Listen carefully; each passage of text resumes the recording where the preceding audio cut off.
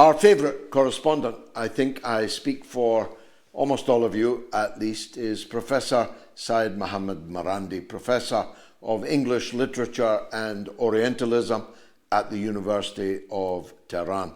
And I can think of no better man to talk us through this critical juncture at which we now stand.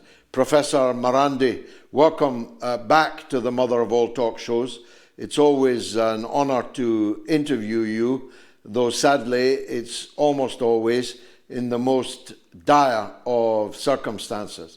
And joined by my good friend, I can see, my good friend Rick Sanchez, on whose show I conducted quite an epic interview just the other week in Moscow. A big welcome to both of you. Starting please with the Professor Marandi. We have this grotesque plan of Donald Trump's to make Tony Blair the man responsible for more Muslim bloodshed and fanning the flames of more extremism and fanaticism in history, not excluding the Crusades. I mean, Tony Blair ain't no Richard the Lionheart. Is Donald Trump serious about this? Is this a goer, do you think? I think it's, first of all, George, congratulations on being released after the harassment, and congratulations to you and your wife for being such courageous people who had such a huge impact on the anti-war movement and on myself as a young man and today as well. And I hope that in the years to come, I'll continue to learn from you, and that they will discontinue harassing you and learn a thing or two from you, so that maybe things will be better for humanity and for people across the UK and beyond. I think that it's either Trump's ignorance and foolishness, which is abound, or it is an insult to the people of Palestine, to put this person who's one of the most despised people in the world. Not only has he killed well over 1 million Muslims, or he has their blood on their hand just in Iraq, but large numbers of Christians, thanks to him, left Iraq to never return.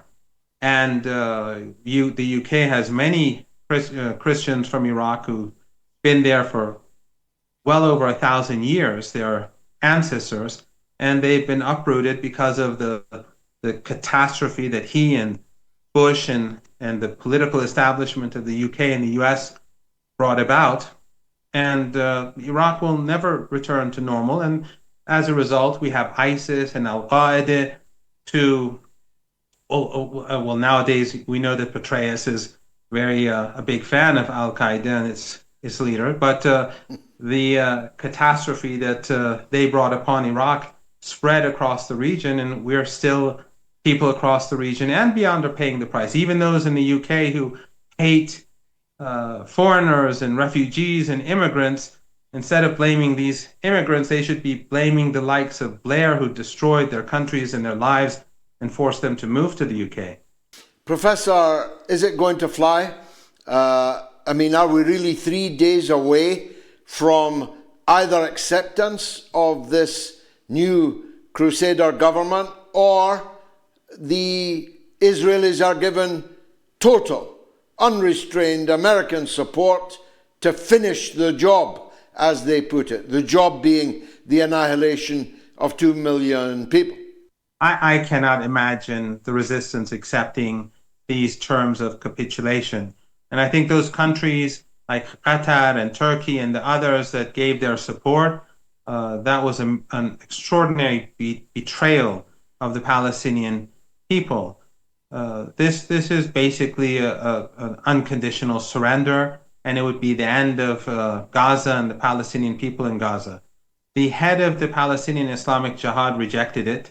I have no reason to believe that Hamas will accept it, but the resistance in Gaza has been threatened for 2 years now, and Trump has given them final warnings on numerous occasions. I cannot see the United States doing much more, especially at a time when, George, you know this better than I, the Israeli regime is despised across the world. Here in Sochi in Russia, where we're attending a conference, everyone dislikes the Israeli regime. Across social media, wherever you look, people have turned against the regime. In the United States, its support among Democrats collapsed, among independents it collapsed, and now young Republicans, among them it's collapsing too. The regime, how far can it go with this Holocaust in Gaza? I think that the further they push, the worse it's going to get for Trump and for the Israeli regime. I do not believe that they have the ability to defeat the resistance, and I don't think that Hamas or any of the resistance groups are going to capitulate simply because Trump wants them to or demands them to do so. Rick Sanchez, my old chum and top broadcaster across the United States for decades, Fox News, CNN, RT America, and now with a show which is breaking all records in viewing figures, although we're not allowed to watch it in our countries. Let me turn to you. I mean, Trump's plan for Gaza was already wacky enough. Trump Towers, casinos, condominiums, Jared Kushner moving in as a real estate operator and so on. It was already zany. Why did he make it so utterly absurd by saying that Tony Blair will be his prime minister in situ? What's he on? Well, I think to a certain extent, and we're here at Valdai, where I suppose intellectuals gather once a year, with one exception, that's me. I would be more of a pseudo-intellectual, I suppose. And we discuss all the things that are going on in the world. And, George, one of the things that I've been talking about, and I think you and I may have talked about this in many of the things that you and I recently discussed, is the fact that Donald Trump will do and say things based on a necessity to own the headlines. And that's it. Just because Donald Trump says something doesn't mean he means it. If you go back and you look at his famous book with Cohen, a guy who used to be his personal attorney, Cohen wrote in his book that every morning they would wake up and the first thing Donald Trump would say to him was, what can we do today to become the headline in the New York Times? Or what can we do today to become the headline or the top story on CNN? And that would be especially true if they had something they wanted to cover up or they wanted something that they didn't want people to be talking about. So according to Mr. Cohen, what they would do is they would come up with some outlandish suggestion, some outlandish declaration, and use that to cover what else people were talking about that he didn't want people to be talking about. And the most recent example of that was his horrible speech at the UN, where everybody in the world was criticizing his speech at the UN. So what did he do? The next day he came out with a post on Truth Social where he said to the world that Ukraine was winning the war, was about to win the war, and they were going to take back Crimea and all 4 oblasts involved in the Donbass and Zaporizhia, etc. Why did he do that? Because he didn't want people talking about what was going on at the UN. So I think sometimes we fall into the trap of believing everything that this man says, knowing fully well that he doesn't believe most of the things he says. I only say that because obviously it's abominable to think that Tony Blair, a man who has so much blood on his hands, you say 1 million, and last time I checked, it was 750,000. Whether it's 750,000 or 1 million, I don't think it really matters to the people who are the parents or the grandparents of those people who died. Nonetheless, Tony Blair, as the person in charge of Gaza, would be absolutely the worst choice anywhere in the world. Whether Trump knows that, or he has enough historical reference to understand that, or whether he's simply doing this because he needed to create a headline, I don't know, but all of those are plausible. Rick, staying with you for a minute. You'll know what happened to me after I left you on our way home, which took us to Dubai and Istanbul. My good wife and I were detained, not arrested, and detained by the counter-terrorism police. Now, it's reached the stage where even someone as well known as me, with the parliamentary history that I have across 5 different decades, can be taken away by men with guns. not arrested because that would give us rights, and they didn't want us to have any rights, detained under the Terrorism Act. You are not under arrest, but you may not leave. You have no right to silence. You must, on the pain of automatic conviction under the Act, answer any and all of our questions. It's gotten pretty hairy here in Britain for anyone speaking their mind, speaking their truth, whether it's right or it's wrong.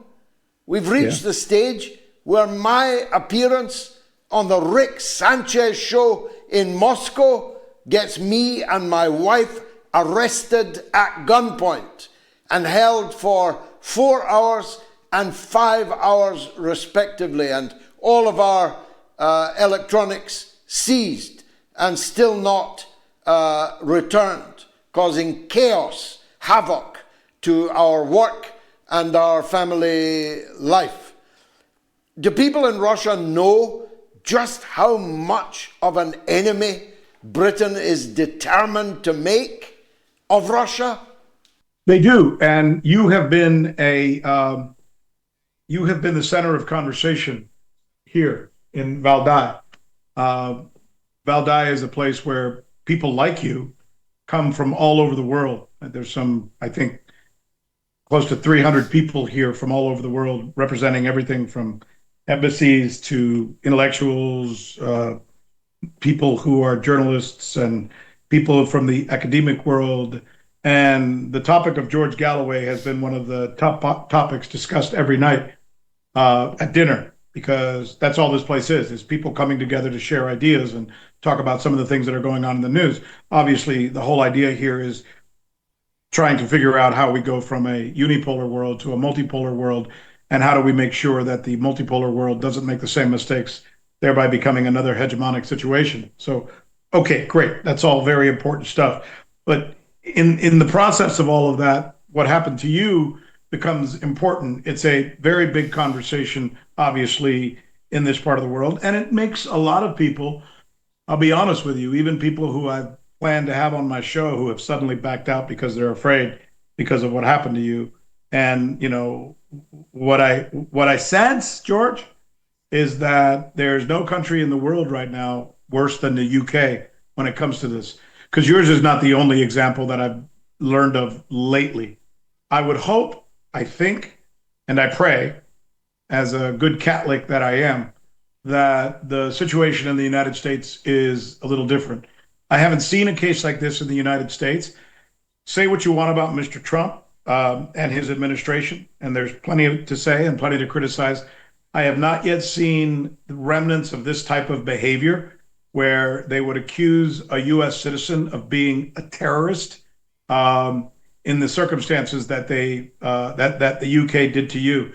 The biggest story and the biggest parallel or comparative story that's going around in the world right now is a picture of George Galloway being called a terrorist with U.S. officials meeting with the new leader of Syria, who actually was a terrorist, while people like Petraeus kiss his ass. And I think if that doesn't tell all, I don't know what the hell does. It's quite a world we're now living in. May, with God's grace, it pass quickly. Professor Marandi, you don't need to be Einstein to watch what the movements of American Air Force tankers headed for Qatar in the last 24 hours to infer that the attack on Iran might very well, maybe even coincide, who knows, with the attack on the flotilla. They've still got it in for your country, Iran. I do hope the Iranian people are well prepared for it. Yes, it's quite possible. The Iranians, ever since the halt in hostilities began, they've been preparing themselves for round two. They know that the United States and the Israeli regime are not honest at any level. During the first war that they waged on Iran. We all remember that Iran was negotiating with the United States. And as Iran was negotiating, the United States and the Israeli regime were conspiring against the country. And people across Iran remember that. Even that segment of society, George, that still remained pro-Western or West or tilted towards the West after that war, they woke up and their world views have changed. And you have a much more united country today than we had before that war. And more recently, the Iranians, they signed another agreement with the International Atomic Energy Agency, knowing that it will have no impact on the E3 and what they did, but they did sign the agreement of cooperation just to show that the French, the British, and the Germans were lying, and that they had no intention of delaying the snapback mechanisms. But what they signed it to prove that the other side was not sincere. So right now, the expectation is that at some point the Israeli regime will attack, but this raises a question, which I don't think in the West they ask too often, if at all, and that is that, well, if the Iranian nuclear program has been obliterated, as Trump keeps telling us, then what is the reason to attack Iran again? And this just shows that this was never about the nuclear program. It was never about human rights. It was never about any of these things. It was only about Iran's independence, Iran being the only truly independent country in the region, and the fact that Iran, along with Yemen, of course, are the only two states that support the Palestinian people and are sincere about it. In the case of Qatar, they pretend to be supportive, or Erdogan and some others, they may pretend, but they don't pay a price for it. They don't do any real service to the Palestinian people. But because Iran is steadfast in its support for the people of Gaza, for the people of Palestine, in their opposition to apartheid in Palestine, that is why Iran is targeted. So whether the nuclear program has truly been obliterated or not, that's one issue. But if we're to believe Trump's words, then obviously there's no reason to attack again. And this should be a major question among Western politicians and journalists, but I have no doubt that this will not be something that's discussed on Western media, legacy media. Finally, Professor, these Arab leaders and Muslim leaders, Pakistan, Indonesia, Turkey, they were either fooled by Donald Trump in New York, or they were even more complicit in this catastrophe than we thought they were. Which is it? I don't know about Indonesia and Pakistan because they're far off from the center of conflict and they may not be so closely involved. And I'm pretty sure that they're getting their information and their cues from regional leaders. But in the case of the Erdogan and Qatar and Egypt and Sisi and these regional countries, what they did was unacceptable. And they're closely involved with what's going on in Gaza. They know exactly what's happening. This is our neighborhood. They have no excuse to pretend that they were fooled. And even if they were, then they should have issued a second statement condemning Trump and condemning this process. But we have yet to see that, just as we've yet to see them do anything. Mr. Erdogan sent a couple of drones to fly over the flotilla, but we know that those drones are not going to do anything to the Israeli regime. This is all for show. But what are the good things about all this, if you can call it that, because this is a Holocaust?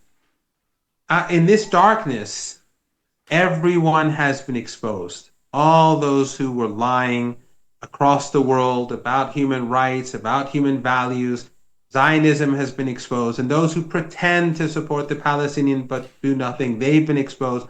And the true supporters of the Palestinian people have also been made clear to all of us, whether they're the protesters in Italy or in Australia, or those who are fighting in Lebanon or supporting them in Yemen, wherever they are in the world, they are the shining stars of humanity, and those who pretend to be humane and to be supporting human values but sit silently and continue to do business as usual, they have nothing. They are empty shells.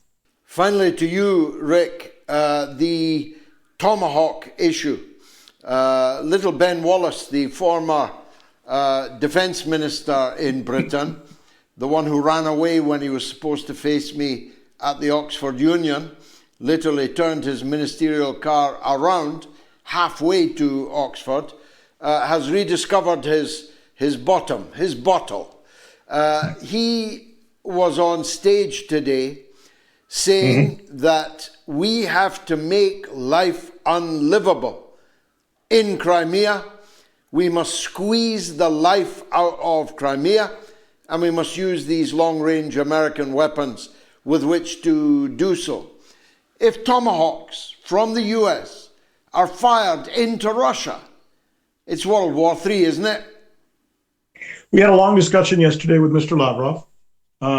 It was about an hour and a half, and he answered that question quite pointedly. Yes, you're right. Mr. Wallace is a nincompoop.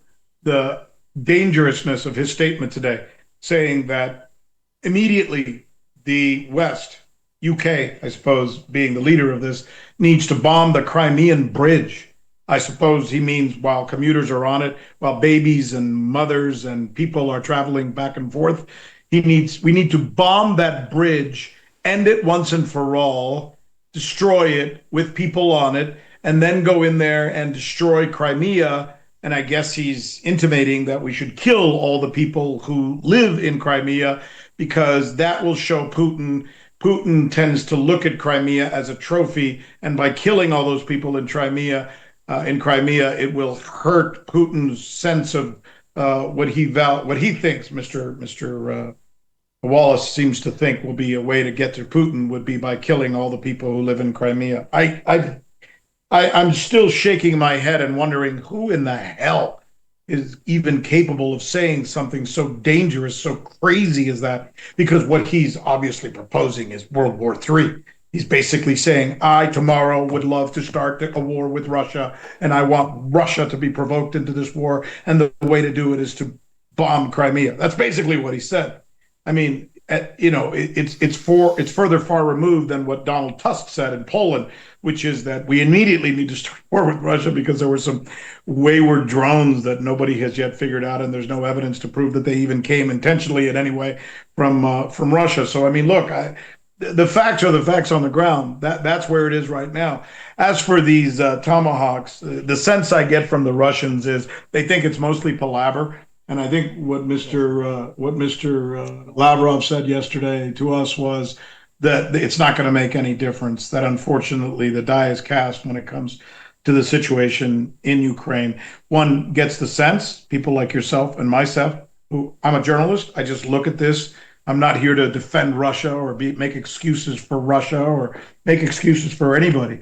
But the situation as it appears right now in the Ukraine region is that the Russians would love nothing more, and the people that I talk to in Russia would love nothing more than for this war to end. But for it to end, somebody in the West has to stand up and say to Russia, I understand your deal points. I understand your lack of security. I understand your need for wanting to create neutrality in Ukraine. And I understand your need to have those 4 oblasts where most of the people worship as Russians, speak as Russians, and live culturally as Russians. We understand your need to respect the sovereign rights of those people as well. And if somebody would just say that to the Russians and basically say, we understand your perspective, let's see if we can figure things out based on what your needs are and match them with the other side's needs. But instead of doing that, and this is what's so frustrating about this crap, is that nobody is saying that. Instead, they're overlooking everything that Russia says and continuing to simply back the other side. I feel terrible for the people of Ukraine because they're stuck in the middle of this.